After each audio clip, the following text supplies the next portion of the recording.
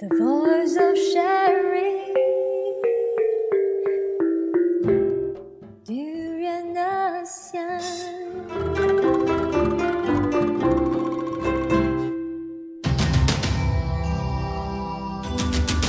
ASEAN Breakfast Call. First and foremost news from Southeast Asia.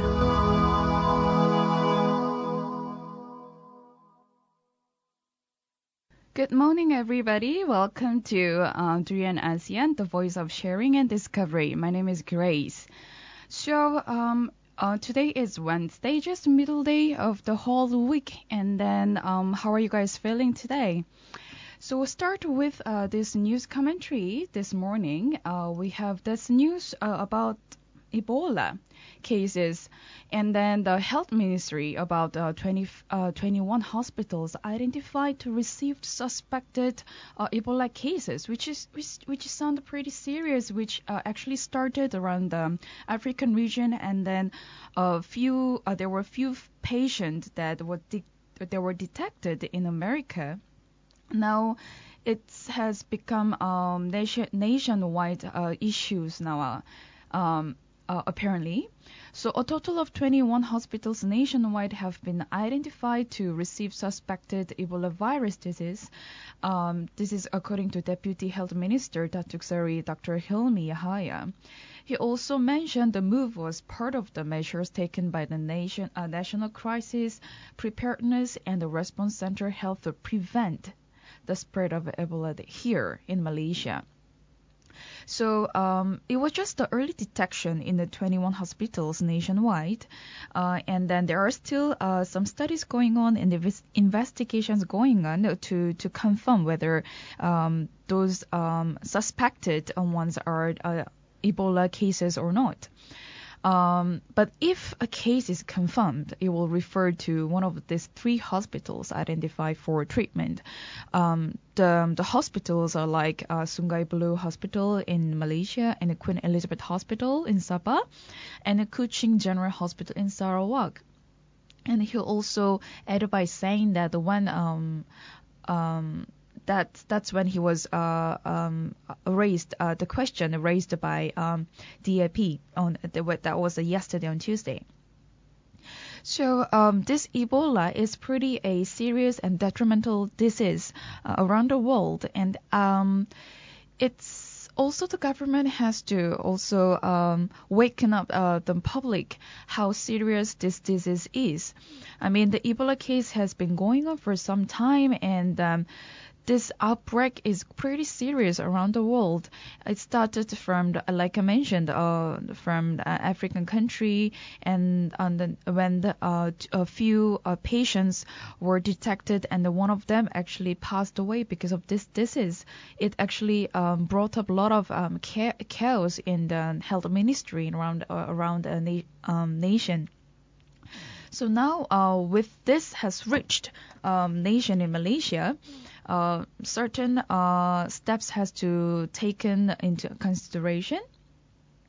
So the health minister said the ministry has also sought the cooperation with the education ministry to assist in monitoring some 7,000 West African students from Guinea, Liberia, Nigeria, and Sierra Leone affected by Ebola, because that's where Ebola was originated.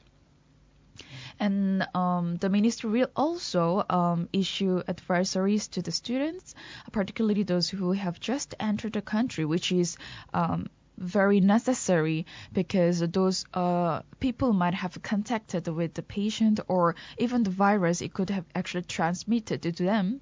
So it is important to go for the checkup when they are entered the country, and those who have a history of traveling back to those countries as well. But also several suspected cases were detected amongst those returning from their places. So hope that these Ebola cases in Malaysia do not spread much more than this, but we also need to know how to protect and also be aware of how serious this disease is. So next one, moving on to, which is pretty bright news about this Ebola fight, which was actually donated by Zuckerberg, who donated $25 million US dollars to this Ebola fight. He actually brought a bright news to Indonesia the other day. And this Facebook co-founder, Mark Zuckerberg, and his wife, Priscilla, as well, are donating this amount of money, $25 million to the U.S. Centers for Disease Control Foundation to fight certain and also to contain Ebola epidemic, which is actually a very good step. And the certain health organizations do need such funds because in order to go for more studies and research and also to be able to come up with a solution, they need some kind of financial aids. And he is one of them, and which actually brings the positive effort to fight this epidemic. According to him, the Ebola epidemic is at a critical turning point. It has infected 8,400 people so far, but it is spreading very quickly, and the projections suggest it could infect around 1 million people or more over the next several months if not addressed. And even Zuckerberg, he is aware how serious and detrimental this disease is, and that's what he said on his Facebook page. And also he added by saying we need to get Ebola under control in the near term so that it doesn't spread further and also become a long-term global health crisis that we end up fighting for decades at large scale. Definitely such like diseases like HIV or polio. And both of this couple, Zuckerberg and his wife Priscilla, were donating the funds to the U.S. Centers for Disease Control, or the foundation. And they also said that we believe our grant is quickest way to empower this disease control foundation and experts in this field to prevent this outcome. So from here, he's trying his best at his end to prevent and also help out to reach out to prevent this disease, and also to fund for more studies and researchers regarding this disease. Grants like this are directly help the front line, like I mentioned just now. And these people are on the ground setting up care centers, training local staff definitely, and identifying Ebola cases and much more. This detrimental disease or virus has already killed more than 4,000 people, and it started in the African region. And underfunded health system in the West Africa have been crippled by this disease. So hope that this disease really needs to be stopped, because it's really spreading really quickly and fast that you will never know when it will attack to you or the nation-wise. And also by looking at the speed of spreading, it's pretty serious matter. So a person like really a big public figure comes front with this huge amount of fund to prevent this disease. Certain things needs to be counted into consideration to cure this disease sooner. Sooner the better in this case. And then moving on to next news is about Nobel brings a little. It's about the Nobel that brings little impetus for peace in India and Pakistan. So what's happening is senior Pakistani analyst Hassan Askari said that joint Nobel Award was a clear signal that the international community wanted to see India and Pakistan working together more to promote peace in the region. However, that outside pressure would only go so far. And he also added by saying that we are happy that the Pakistani got this peace award. Nobel Prize, but I don't think it will help in reducing tension. I mean, between Pakistan and India itself. It's the history itself has been going on for some time between Pakistan and India itself, and just by looking at the just by reading this news about getting the Nobel Prize, but it doesn't really bring so much improvement between these countries. It brings quite a lot of doubts in it. In addition to this, the officers of Indian Prime Minister Narendra Modi and his Pakistani counterpart Nawaz Sharif both declined this week to say whether this would accept Malala's overture. And also, senior Pakistani analyst Hassan Askari said that he also said that, but outside pressure would only go so far, by adding the issue of improvement of relations between these two countries is political issues. It's been going on and historically as well. And in the past, sometimes the two countries have listened to the international community and sometimes ignored it as well. And the new Prime Minister, Modi, invited his Pakistani counterpart to his inauguration ceremony in May, a move widely hailed as an olive branch to India's traditional enemy as well. But as he hit the campaign trail for state elections last week, the nationalist leader was in a not a so good mood. The enemy has realized that times have changed and that their old habits will not be tolerated. That's what the Modi said, referring to Pakistan. And he also added by saying the Indian troops would continue to speak with their fingers on the trigger after some of the deadliest cross-border firing along their frontier in a decade, in which at least around 20 civilians were killed. Definitely Indian side, the government and also the whole nation is fine and also happy that Pakistani got this peace award. But the tension between Pakistan and India has not improved better. It's just the tension is still there. And also the Sardar Muhammad Javed, he also said that he doesn't think that it will help in reducing tension. So which is still a pretty serious matter and also tension that has to be solved between these two nations, between India and Pakistan.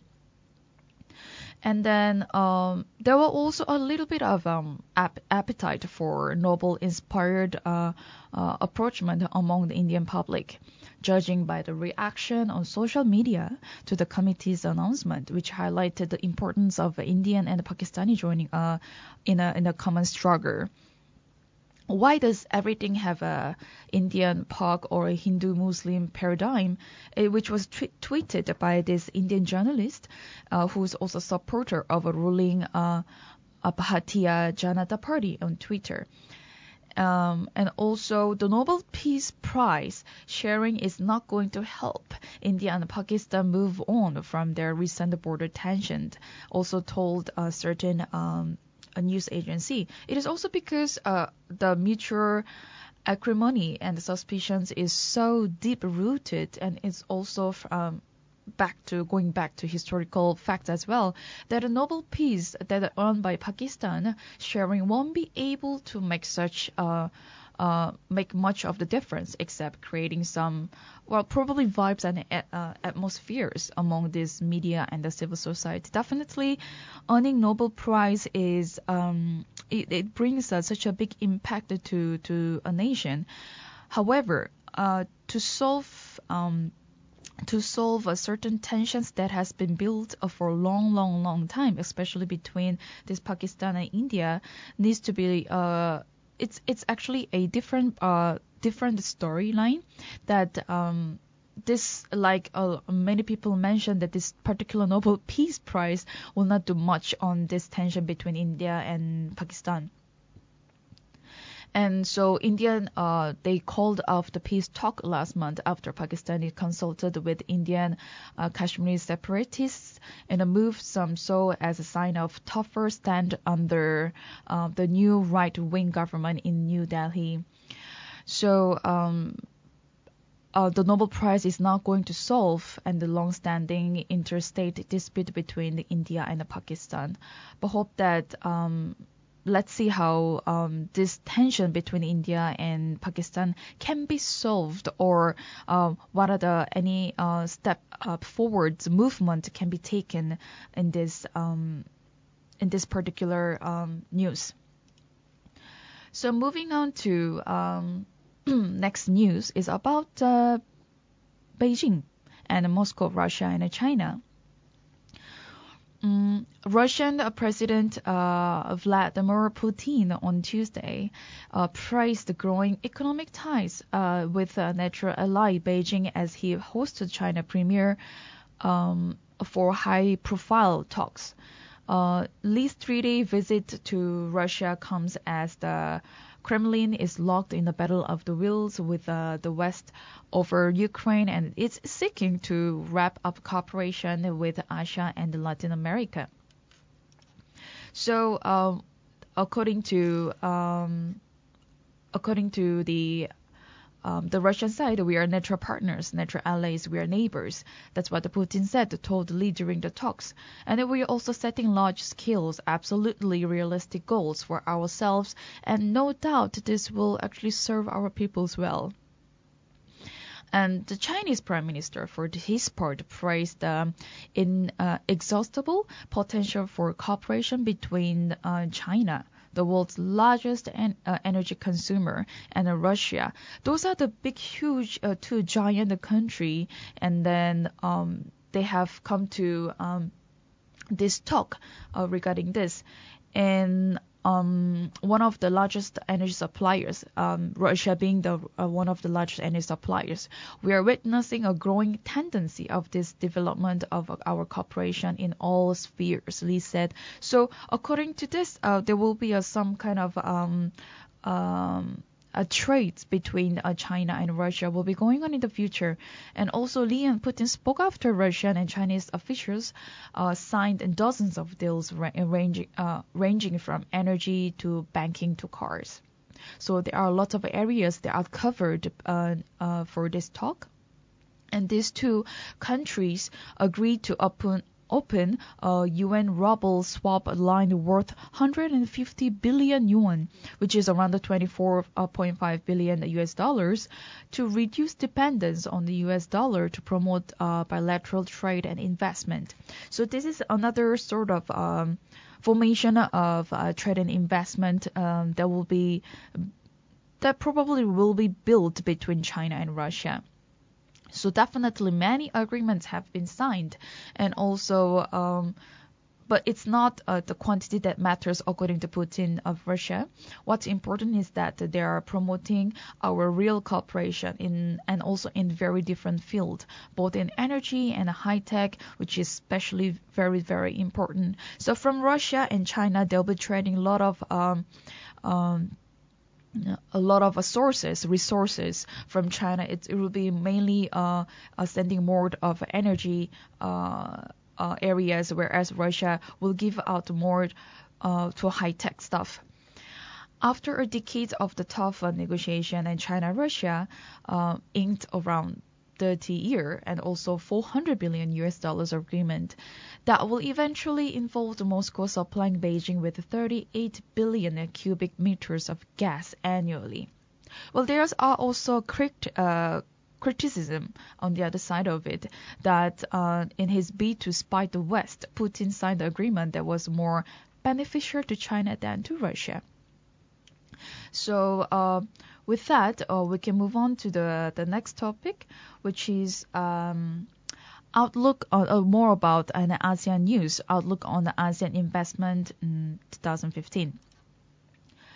So Indonesia, Malaysia, and the Philippines are surging ahead of their regional neighbors with FDI foreign direct investment increases of 17, 19, and 20.4% respectively in 2013, according to the Bank of America Merrill Lynch. Meanwhile, Singapore continues to received the lion's share of total FDI in the region, which last year grew 5% to a net value of nearly 64 billion US dollars. So to go in further, based on the World Bank figures, Vietnam showed a more modest FDI increase of 6.36% year on year for 2013. And also, according to analysts, they expected this to spike.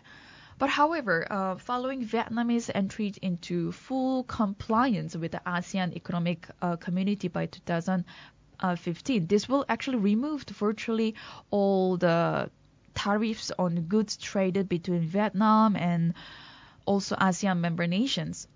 In addition to this, various quantitative restrictions and the non-tariff barriers as well. And the 10th member state of ASEAN can be divided in many ways geographically. The bloc is split between continental states like Myanmar, Thailand, and Cambodia, and also archipelagos of Indonesia and also Philippines. Culturally, the region is home to the largest Muslim nation in the world. So when it comes to the economic terms like GDP of Indonesia that actually exist, the runner-ups, Thailand and Malaysia combined, that weights in almost 100 times larger than Laos.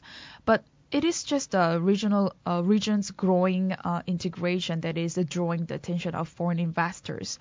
We talked about recently about the Myanmar, how this country has so much potential and attracts so many investigators from outside, starting from vehicle and also it's a bit out of topic, but then there will be a first KFC launching in Myanmar. So with this, all these investigators that is looking at this Myanmar as a potential spot, this is something we have to look into in terms of growing economic. And with the milestone target for economic integration fast approaching in 2015, the region is poised to be awash in FDI over the coming years. But in fact, the investment into ASEAN is already at all-time high with all these FDI inflows into the region. 5 largest trading countries like Singapore, Malaysia, Indonesia, the Philippines, and Thailand, which sums up to around 128.4 billion US dollars in a couple of years ago. This is according to Bank of America Merrill Lynch. But of course, any discussion of this rising competitiveness of ASEAN must address the dragon in the room, China, which is China. In terms of both total investment and the year-on-year growth, these 5 powerhouses outperformed China in 2013. Historically, a lot of stories are there regarding Singapore has been the greatest recipient of FDI, followed by the remaining ASEAN 5 members like Vietnam. So this investment has been variously directed into different sectors based on its country of destination, whereas in Malaysia and Thailand, and also including Vietnam, the manufacturing industries has been the main recipient of investment. There has been a greater emphasis on the service sector in the more advanced economics of Singapore, Indonesia, and the Philippines. So from this standpoint, manufacturing is the most liberated sector for foreign investment into this ASEAN itself. Well, contrasting with a more restrictions placed on the business services, communication, and transportation in the certain region. The World Bank East Asia Pacific Economic Update found out that Thailand and the Philippines and Malaysia are among the most restrictive countries for foreign equity, while Cambodia and Singapore allowed for nearly 100% for foreign ownership in most sectors. So there is actually differences when it comes to putting the investment in certain countries. But definitely for the economic growth and also for the better improvement in the ASEAN, those things, the foreign direct investment has to be taken into consideration for the better improvement. So this is the end of a news commentary. Please leave us feedback on our website at durianasean.com. And don't forget to download our TuneIn app on your mobile phone so you can listen to our other segment of this Durian ASEAN segment on your mobile phone and other devices as well. We've got also other social channels such as Facebook, YouTube. So do find us at Durian ASEAN. Thank you.